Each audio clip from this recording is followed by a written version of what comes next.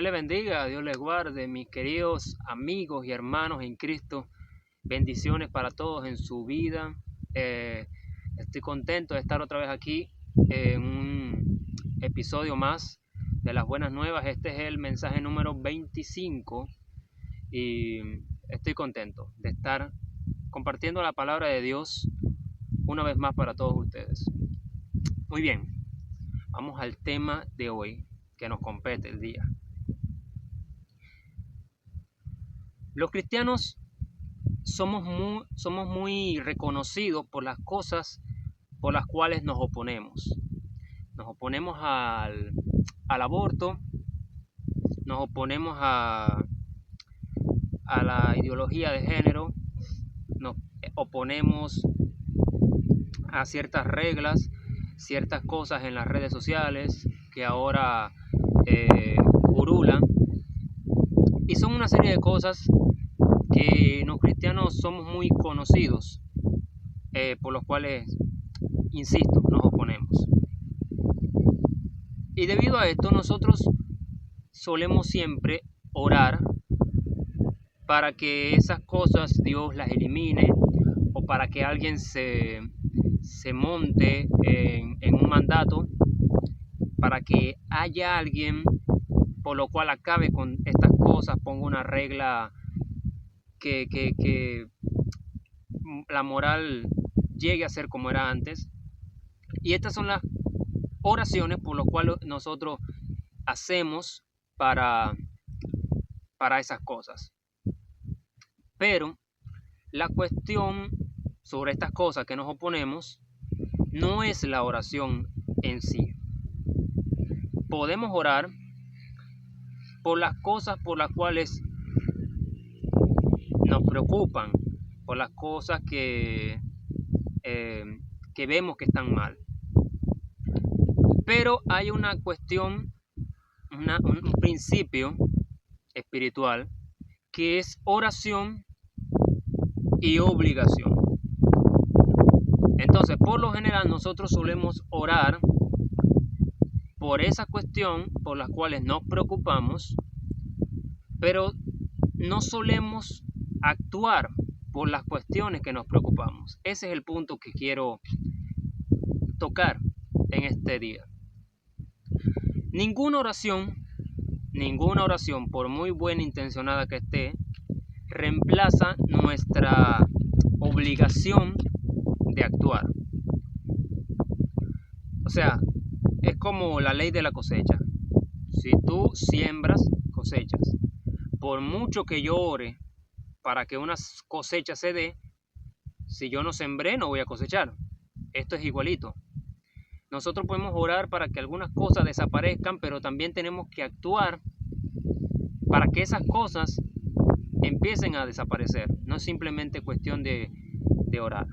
Para que una oración sea eficaz y sea escuchada por Dios, nosotros tenemos que estar listos para actuar. Pablo dice en Corintios, 2 Corintios 9:6, el que siembra escasamente, también segará escasamente. Y el que siembra generosamente, generosamente también segará. O sea, nosotros tenemos que vivir para dar y no vivir para ganar.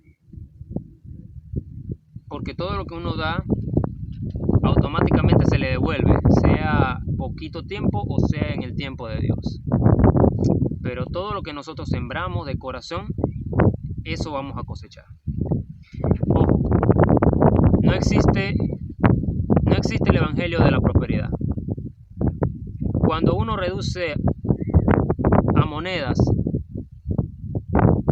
a dólares, la relación con Dios, abarata el evangelio. Cuando yo digo el evangelio de la sanidad, el evangelio de la prosperidad, cuando yo le agrego algo al evangelio, en realidad estoy restándole todo. El evangelio en su forma más pura es lo mejor de lo mejor. Jesús dice en Juan 15:15 que ya no nos llamaré amigos, no los llamaré siervos, los llamaré amigos, porque el siervo no sabe lo que hace su Señor. Los voy a llamar amigos porque todo lo que de mi Padre oí decir, se los voy a dar a conocer o se los cuento a ustedes. Entonces Jesús igualó el ocultamiento de información con la esclavitud. Nosotros siempre nosotros los cristianos, vivimos en la época del menor esfuerzo. Y algunos sí se esfuerzan, algunos hasta se dan por vencidos. No, lo que pasa es que trabajar mucho es muy cansón. No, lo hice y no me resultó. Entonces nosotros vivimos en la época siempre del menor esfuerzo, en la iglesia. El libro de los Hechos es un libro por lo cual dice los hechos de los apóstoles. Los hechos, no dice la teoría de los apóstoles o la palabra de los apóstoles, sino los hechos de los apóstoles. Cuando nosotros lleguemos a la presencia de Dios, Él va a decir el único elogio posible: bien hecho, siervo fiel.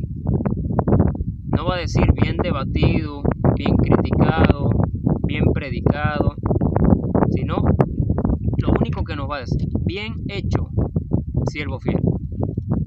Las palabras son baratas y ya hemos abaratado mucho el evangelio. Entonces nosotros siempre tenemos la cuestión de la santidad por sustracción.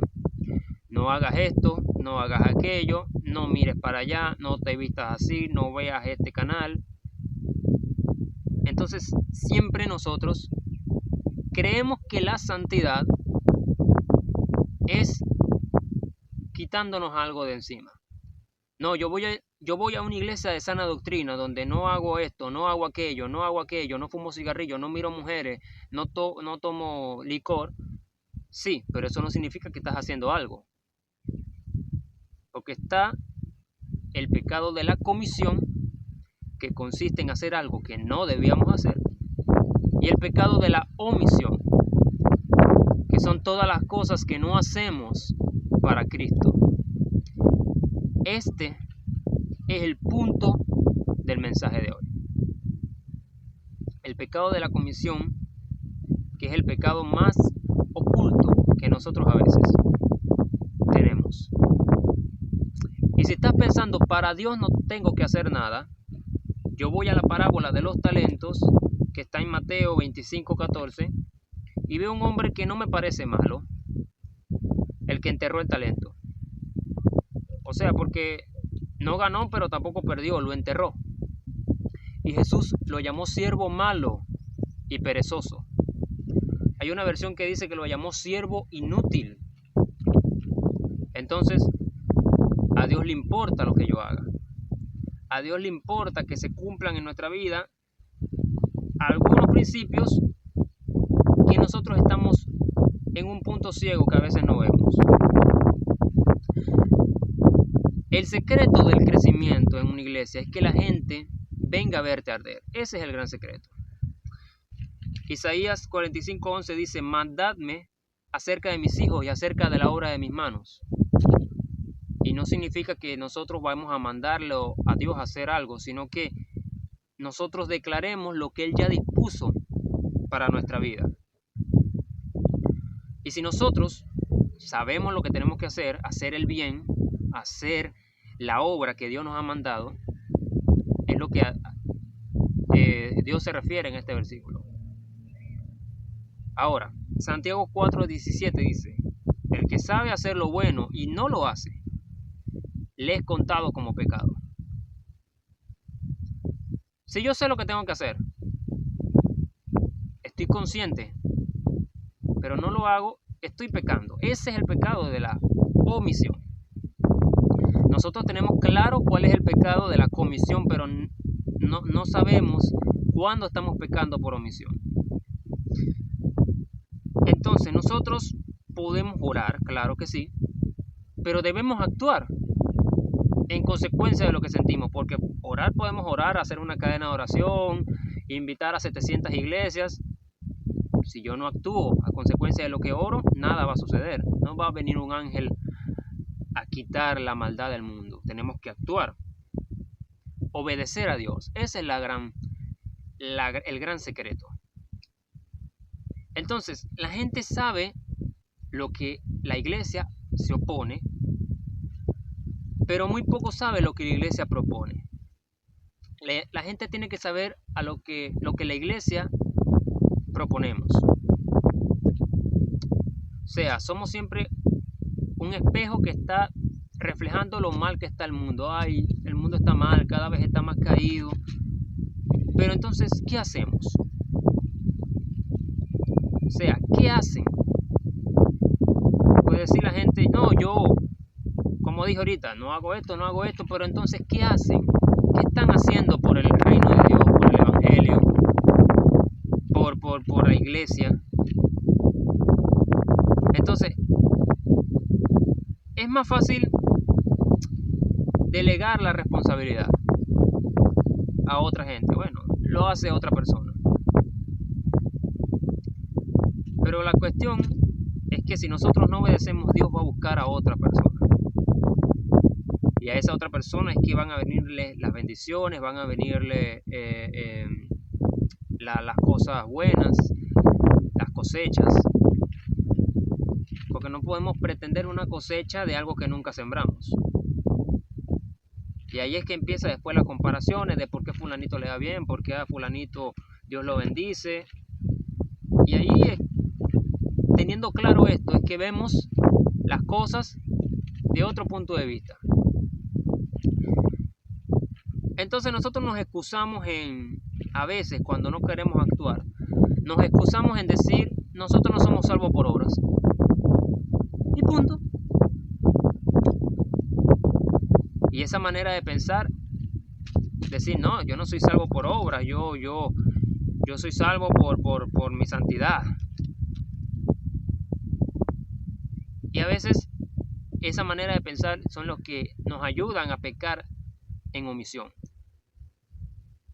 Pensar de que, bueno, no tengo que hacer nada porque igual yo no me voy a salvar por eso.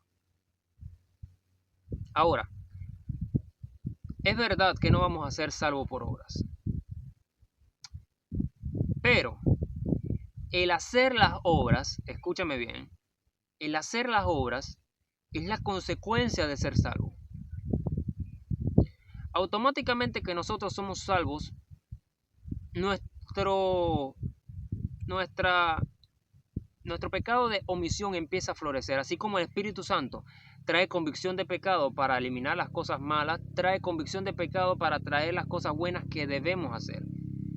Y trae la convicción de pecado a las cosas malas que hacemos para no volverlas a hacer. Entonces, a raíz de que nosotros somos salvos, dejamos de pecar, tenemos que dejar de pecar en comisión y dejar de pecar en omisión. Así que cuando alguien te dice o tú dices que no vas a ser salvo por obras, eso no quiere decir garantizar nada. En realidad ese versículo está planeado o está inspirado por Dios para las personas que hacen beneficios sociales, que creen que por esa razón se van al cielo. Pero eso no quiere decir que nosotros los cristianos, los que servimos, no debamos hacer buenas obras.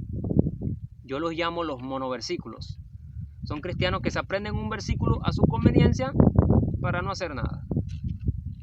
Esos que no les gusta hacer nada, se tienen ese versículo, no somos salvos por obras. Los que no les gusta diezmar se saben, no, eso es del Antiguo Testamento, está en Malaquías. Algunos ni saben dónde está, pero lo tienen ahí. Son personas que agarran un versículo a su conveniencia para no hacer ciertas cosas que deben hacer. Entonces, interpretar las escrituras a nuestra conveniencia es lo peor que podemos hacer. Las escrituras siempre van a estar de la mano de Dios, no de la mano de nosotros. Romanos 5:19 dice: porque así como la desobediencia de un hombre, los muchos fueron constituidos pecadores, así también serán constituidos justos por la obediencia de uno. O sea, que si un hombre hace algo malo, o sea, cuando Adán pecó, todos fuimos pecadores. Cuando nosotros hacemos algo bueno, nosotros todos somos constituidos justos. Porque la desobediencia implica muchas personas, aunque ustedes no lo crean. Cuando uno desobedece a Dios, implica las personas que van a ser beneficiadas. Y cuando uno obedece, hay personas beneficiadas, y cuando no, hay personas que se dejan de beneficiar por esa desobediencia. Entonces la obediencia afecta a los demás. Nuestra obediencia afecta a las personas que debemos bendecir. En 1 Samuel 15 hay un capítulo donde Saúl desobedece a Dios. Dios le dice a Samuel que le diga a Saúl que vaya a eliminar un rey de Amalek, y le dice que mate a todo el mundo y que mate todos los animales y que no quede nadie. Así que Samuel va y le dice a Saúl, y Saúl fue, pero cuando vio los ganados bien fructíferos de la ciudad de Amalek, decidió traerse los becerros, las vacas, los toros, todo lo que estaba bueno. Y los que estaban un poquito ya pasados, entonces los mataron, los animales. Y para colmo de males, se trajo al rey vivo. O sea, desobedeció al extremo. Le dijo, mata a todos los que están ahí y mata a todos los animales, no te lleves nada. ¿Por qué te vas a llevar los animales para conveniencia tuya? Y encima te traes el rey también vivo. La cuestión era matarlos a todos. Así que Dios le dice a Samuel, estoy muy decepcionado de Saúl. No lo quiero ya como rey. Así que Samuel le dice en 1 Samuel 15:22, ¿se complace Jehová tanto en los holocaustos y víctimas como en que se obedezca las palabras de Jehová? Ciertamente el obedecer es mejor que los sacrificios, y el prestar atención de la grosura que la grosura de los carneros. Ese es el versículo más, bueno, uno de los versículos más famosos que la gente les encanta decirlo, ¿no? Mejor es obediencia que tanto sacrificio. Pero nosotros nos encanta estar metidos en la iglesia.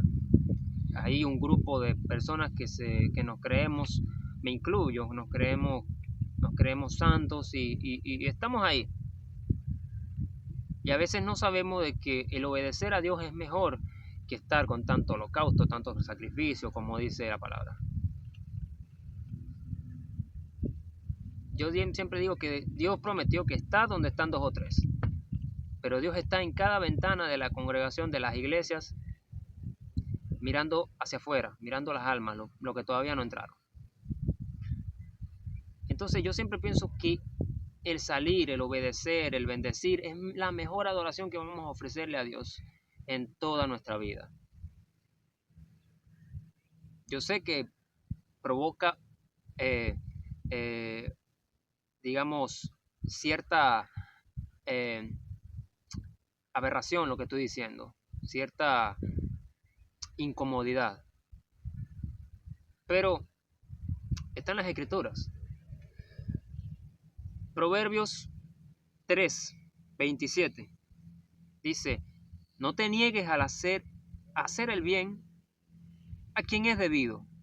Cuando tuvieres poder para hacerlo. No digas a tu prójimo, anda y vuelve y mañana te daré, cuando tienes contigo que darle. Isaías 1:17. Aprended a hacer el bien, buscad el juicio, restituid al agravio, haced justicia al huérfano y amparad a la viuda. Jeremías 4:22. Porque mi pueblo es necio, no me conocieron, son hijos ignorantes y no son entendidos, son sabios para hacer el mal, pero hacer el bien no supieron. ¿Lo ven? Y fíjate que dice que son hijos ignorantes, o sea, en ningún momento dice que dejan de ser hijos. Porque hay hijos de Dios y hay personas que son creados por Dios, pero no son hijos. Entonces, fíjate, él dice, son hijos, pero son ignorantes. O sea, no saben lo que tienen que hacer. La palabra iglesia viene del griego eclesia, que significa llamar hacia afuera. Nunca dijo llamar hacia adentro. Y nosotros siempre hemos invertido la palabra iglesia, de llamar hacia adentro. El Señor dijo, vayan y anuncien. No dijo, promocionen y que vengan. Vayan y anuncien. Ese es el gran pecado de la iglesia, la omisión, la pasividad de la iglesia. Y eso a mí a veces me vuelve loco. De que estamos en los últimos tiempos, de que ya las alarmas están sonando, de que ya Dios está a las puertas. Y la iglesia sigue y sigue estando estancada. La iglesia en general. Entonces nosotros nos encanta oponernos a la comisión. Y decimos, Dios, perdónalos porque no saben lo que hacen. Cuando vemos a las personas pecando, cuando vemos que se promueven leyes, ay, perdónalos porque no saben lo que hacen. Pero yo siempre invierto esa oración hacia adentro de la iglesia. Señor, perdónalos porque no hacen lo que saben. O me incluyo, perdónanos porque no hacemos lo que sabemos hacer. Entonces, para terminar, cambia tu concepto de entender el llamado de Dios. Si vas a tener la audacia para pedirle a Dios un llamado, más vale que estés listo para saber lo que significa. Y lo que te estoy diciendo no es algo que yo no haya vivido. Yo me crié en iglesia donde decían que un llamado de Dios era meterse y predicarle unos cuantos más y viajar por las naciones a predicar de iglesia en iglesia. Pero el verdadero llamado debe estar amarrado el hacer el trabajo del sacerdocio. De otra manera no es un llamado, es simplemente un título y cuestiones de hombres para satisfacer su ego y agrandecer su nombre. No es sorprendente que veamos tantos cristianos debatiendo en las redes sociales. La mayoría, las cosas son en vano. Esas cosas son en vano, no van a salvar a nadie. Y los cristianos que tienen un llamado real no se detienen a debatir por cosas que están en la Biblia, porque no es para debatir, no es para contender, es para edificar. ¿Qué te ha costado seguir a Jesús? Piensa un momento y razona. ¿Qué te ha costado seguir a Jesús? El libro de los Hechos no terminó en el capítulo 28, déjame decirte. El libro de los Hechos se sigue escribiendo. En los cielos, el libro de los Hechos, a lo que hizo G.J. Ávila o a lo que hizo el doctor Billy Graham y lo que estás haciendo tú y lo que estoy haciendo yo. Todo eso, el libro de los Hechos se sigue escribiendo allá arriba. Las cosas que hacemos, no las cosas que debatimos, no las cosas que decimos, no las cosas que predicamos, no las cosas que sentimos y no las cosas que oramos. Las cosas, los libros de los Hechos que se está escribiendo en los cielos, el capítulo 29, el capítulo 30, 31 y 2025, se están escribiendo por las cosas que la iglesia hace que los apóstoles de hoy en día están haciendo, de los pastores de hoy en día están haciendo, las cosas que la iglesia se mueva. Muévete, iglesia, y verás cómo Dios te va a bendecir. Vamos a orar para cerrar este mensaje de hoy. No estoy molesto, estoy simplemente transmitiendo lo que Dios me inspiró para decirles a ustedes. Vamos a movernos, vamos a bendecir, salgamos, sembremos, seamos luz. Esto es iglesia, este es el llamado de Dios. Padre, en el nombre de Jesús te doy gracias por este mensaje. No añadí ni omití a lo que considero es tu revelación. Te pido, Señor, que puedas traer convicción profunda de pecado, pero no solamente para los pecados de la carne y los pecados de la comisión que nosotros tenemos en nuestros cuerpos, sino el pecado de la omisión, para que la iglesia se dé cuenta de lo que no está haciendo, para que la iglesia se dé cuenta de lo que se están perdiendo por hacer, para que el mundo se rinda, que el mundo gime por una iglesia que se mueva, por una iglesia que transforme sociedades, por una iglesia que cambie las culturas.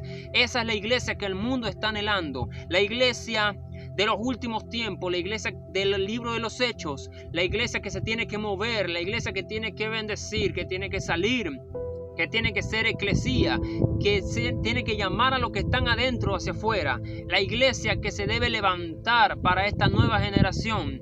Te lo pedimos, Señor, que traigas esa convicción profunda de pecado en el nombre de Jesús. Amén, amén y amén. Gloria a Jesús. Que Dios te bendiga, que Dios te guarde, temple como raíz de cedro. Nos vemos el próximo domingo en otro capítulo para otro mensaje de bendición en esta tu cita de las buenas nuevas. Hasta la próxima.